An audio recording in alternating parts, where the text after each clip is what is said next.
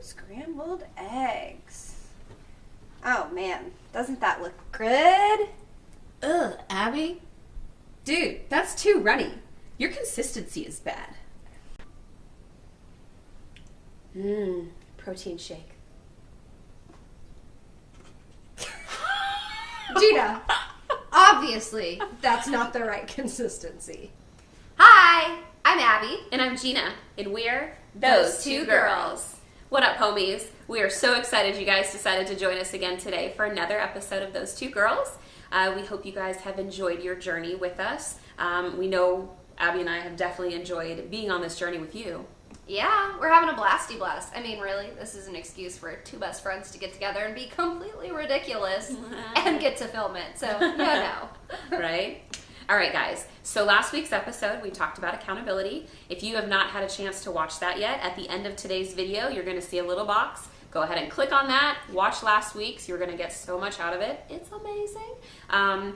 So I guess what we kind of maybe failed to mention or didn't push enough last week is with accountability partners are awesome, and really they are everything.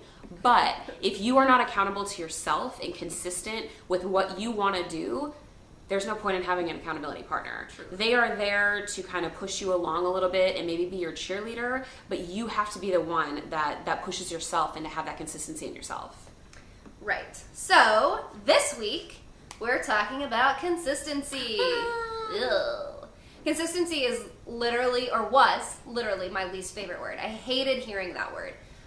For several years, Gina and I were actually blessed to be a part of a network marketing team. That's really where we got our foundation in our self-growth journey and really how to do that. But one of the words that we heard all the time was consistency. And I hated it. And the reason I hated it was because I sucked at it. As you know from our previous videos, and if you don't, get caught up. They're all listed below. But I was a quitter. I constantly quit on myself. And so I would be consistent at my habits for, a week. Or I would do something for a day or two and then take a day off, and then take a day off, and then do it again just to say I was being consistent, but I wasn't. And so I was constantly quitting on myself. So I hated the word consistency. But now that I've learned how to actually be consistent, I understand. Here's my cat, Marvin. I understand that the hype is real, y'all. The hype is so real, y'all. Yeah, consistency is kind of something I'm a master at. Not really, but kind of.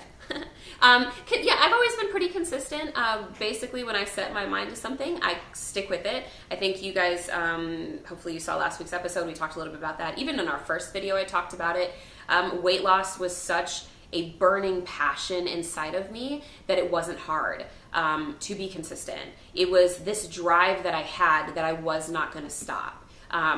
It was made eating healthy and going to the gym a little bit easier because I wanted it so badly. Now for things that maybe it's not as big of a burning passion, maybe like learning Spanish, not so easy. It's either I didn't put as much effort into it as I needed, or maybe I just kind of gave up on it entirely. And I generally gave up on everything. Again, serial quitter. And I think I've learned one of the biggest reasons I gave up on everything was I didn't have a burning passion.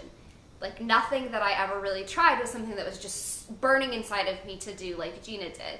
Sure, I have a lot of things I'm passionate about. Children living in poverty, women's rights and women's equality, but none of those things are super personal to me. Sure, I can totally make a difference, and I believe everybody can make a difference in things they care about, but it wasn't personal enough to me to get me going and to get me to really commit to myself. Now, when I finally got into a situation where I had to change my life, and we talked about that in the first episode, that's when it became a burning passion for me to really commit to this journey to becoming my best self and to being better. And once I started that, I realized consistency really wasn't that difficult for me because it was something that I cared about and it was something that I was really passionate about. And so, there's a lot of different things that Gina and I have both implemented to make consistency a lot easier for us, because there are ways to set yourself up for success. It doesn't just come naturally or easily. All right, guys. So what are some easy tips for maintaining consistency? Number one, write them down. Write down all of your habits. You can write this down in a book. I have a journal that I write everything down, but I also, along with Abby, we both use an app. We both use different apps. If you want to know what they are, drop us a comment and we'll let you know. But you get to write out all of your lists that you want to do in that day, and then you get to check them off.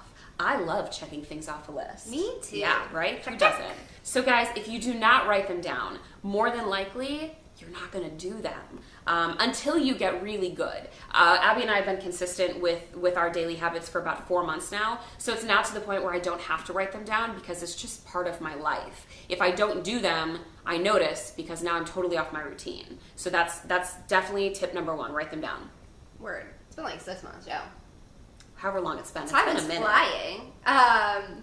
Outside of that, though, really the next tip is set calendar alarms.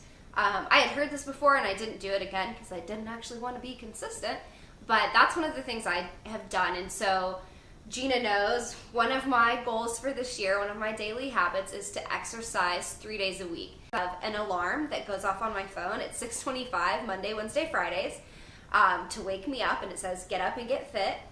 I have a calendar alarm that goes off at 6:30 that reminds me that I have to actually get up and exercise. I also do track it in my app.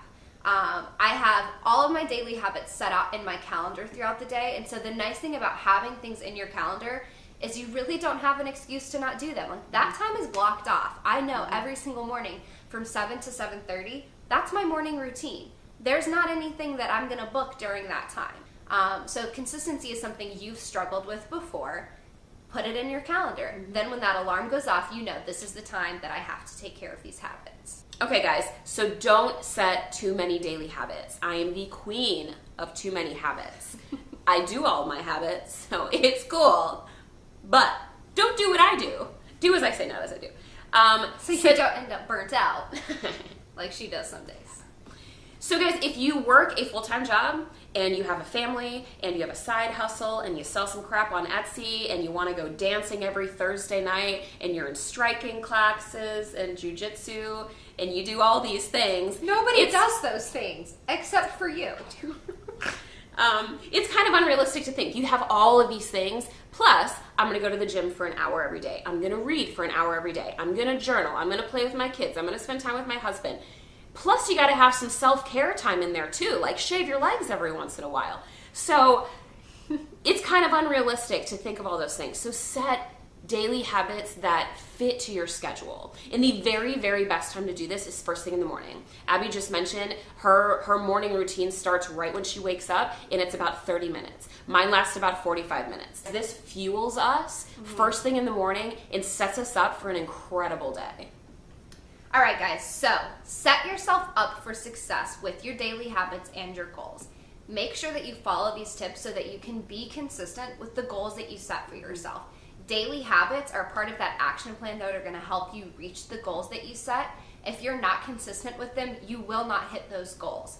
So make sure that you're following these tips.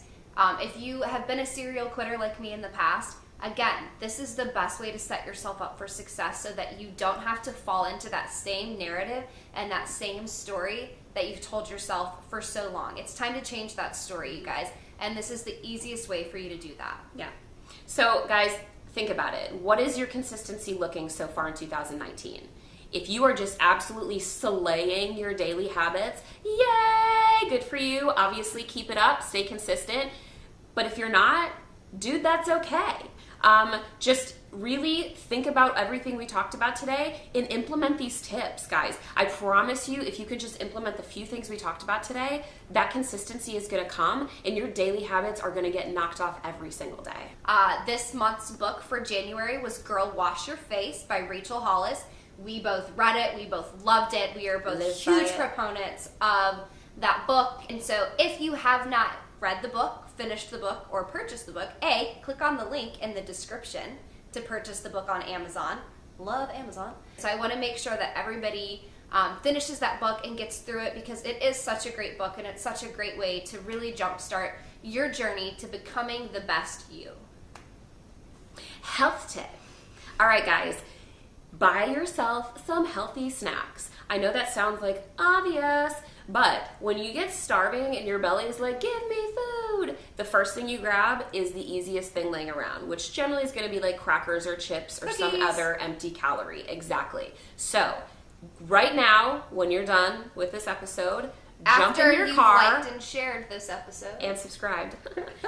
Jump in your car, go to the grocery store. I need you to buy yourself some cherry tomatoes, some cucumbers, some carrots, some avocados, some broccoli, some cauliflower, any delicious vegetable that you're going to eat raw. Buy all of it up. And then buy yourself some hummus, or make your own. I make my own. If you want a recipe, comment below and I'll shoot you mine. It's amazing. Buy yourself some hummus, okay? Now, that is not it. That is not the only step. Come back home. When you get home, immediately wash all those vegetables, cut them all up into like easily eatable pieces, okay? And then store them all in their own containers, okay? When your belly starts to rumble, if you know that these vegetables are already pre-cut in your fridge, you are way more likely to go get them and eat them than if you just buy all the vegetables and leave them chilling in your fruit drawer, okay? We all know what happens to those veggies that never get washed. That's where they go You to die. throw them away. Yeah. So, guys, easy way to eat healthy snacks and to get you a little bit more healthier this year.